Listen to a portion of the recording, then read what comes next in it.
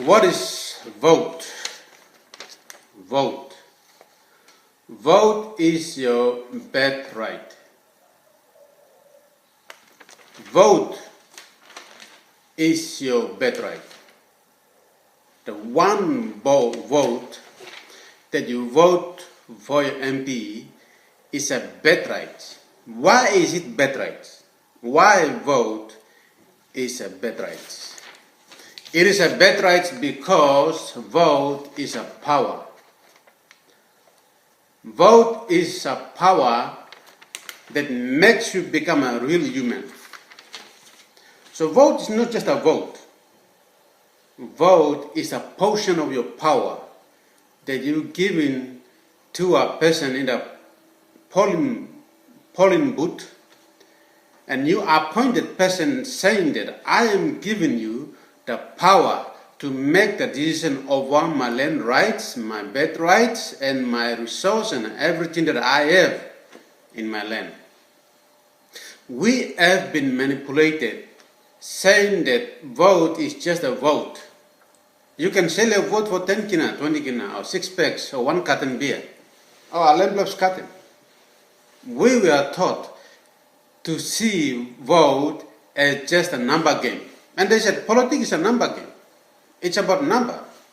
You go to the election, you just get a vote, 1, 2, 3, and 4, or 5, or 6, because it is a number game.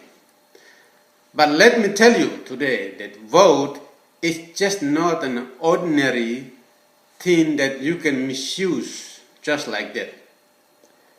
That mentality for 40 years has been done away.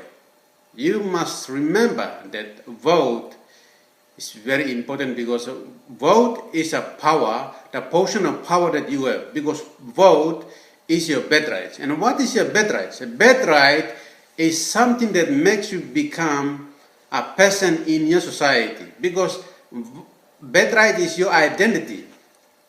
They are calling you that, okay, you are from Lufa, you are from Okopa, you are from Bena, you are from Ungai, you are from Masaro, you are from this village or that village or wherever you are.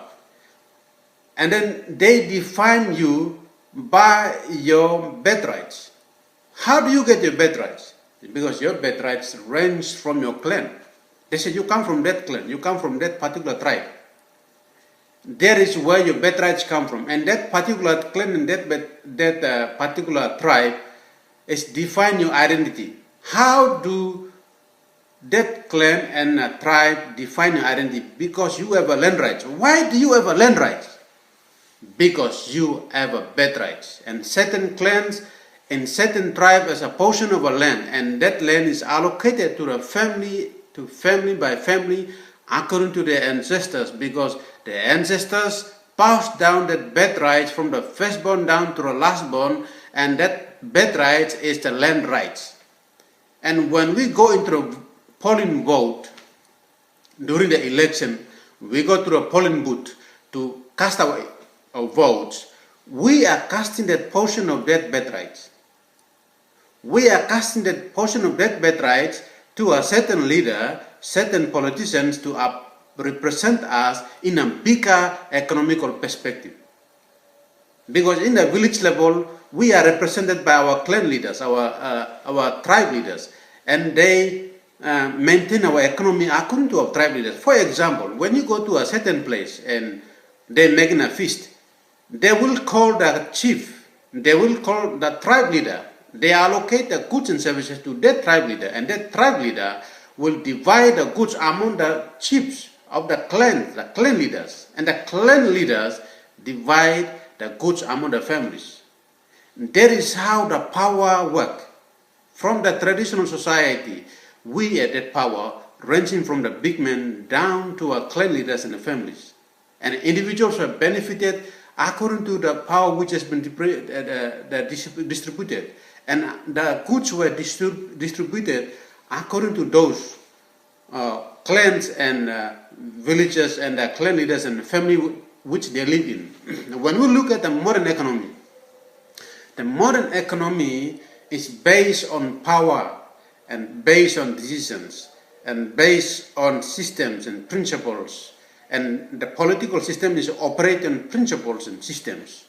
And when we look at the systems and the principles, we have a system that is in place in a way that will distribute the goods and services to the rural areas and to the village people. But when we appoint our leaders, as we appoint them through the polling booth, we give the power to them. We give our birthrights to them. We give the portion of our identity to them. We appoint them and say that we are giving you this power. We are giving you this portion of power for you to make the decision for us so that we can also benefit from the infrastructure developments in translating into goods and services.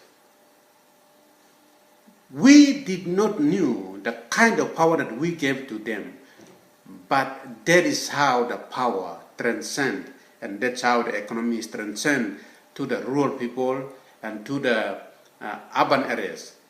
And if we are not careful of what we do and how we act, and how do we understand the political systems, we will continue to confuse ourselves, and we will never understood, and we will never understand, and we will never know anything about how politics work and how our voting work.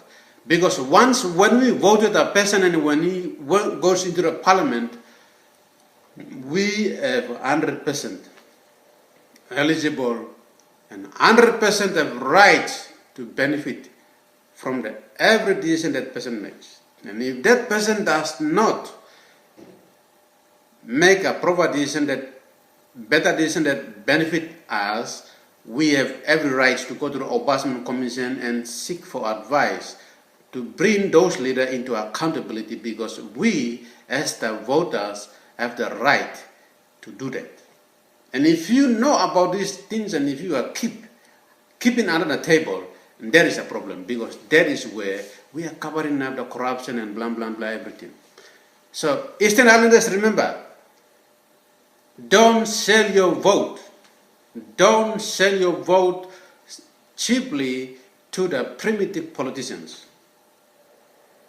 Because when you are selling your vote, it's like you are selling your birthright like a Jacob. Jacob and Esau were twins. Jacob came behind Esau. Esau was the firstborn, but Jacob was all in Esau's legs, and they were born together. One time, Esau was very angry. He was very angry because he was a hunter. He went for hunting and never had any hunting. So he came back and he was very angry and asked Jacob for a plate of sweet potato. Because Jacob was such a good chef, he makes sweet potatoes, he makes soup. And Jacob asked Esau, he said, "You give me your birthright, and I will give you the plate of sweet potato." And he said, "I don't care, you get it. I need a food, I'm hungry." For 40 years, Papua New Guinea has been selling their birthrights for sweet potato. We have sold our votes for sweet potato. And when somebody buy your votes, they knew psychologically in their mind that they have already compensated you. They have already paid you off.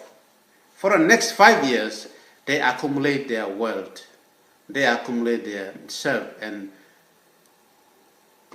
create the economy for themselves, rather than themselves. And when you vote and you drink the 6 packs, that 1 carton beer, that lamplips, or that sweet Chinese soup you eat, and it's gone. For next 5 years, you suffer the most.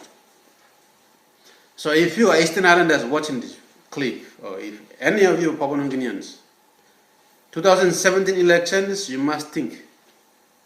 Use your head and don't sell your birthrights on a sweet potato or 6 packs of beer.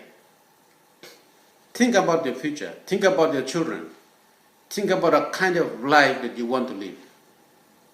Because the world is not same. We are living in a globalized village, and you are not alone. If you don't think, you will continue to suffer. And most of our children will become prostitutes. Most of our sons will become criminals. And most of us will become homeless. And we will become the slave of economic. And multi-corporation will continue to make us become their slave. So sell your birthrights and bargain for what you want to benefit. But don't sell your birthrights or your vote for money or for sweet potato or for 6 packs beer or a Chinese soup. If you continue to do that, I'm afraid because we will not go anywhere. That is when we will have a lot of primitive politicians fighting over the administrative positions, and all the saboteurs will go here and there, and we all are drunken by their false ideologies and one-talk system, blah, blah, blah, blah. We are not going anywhere. So think about it. Use your vote wisely. Vote for the right reason, for the right purpose. Don't vote because I'm anti-blue, I'm country-blue, I'm one-talk-blue. Anti-country, one-talk is like passing here, lose something. Forget about nepotism and one-talk system and everything because you are not going anywhere.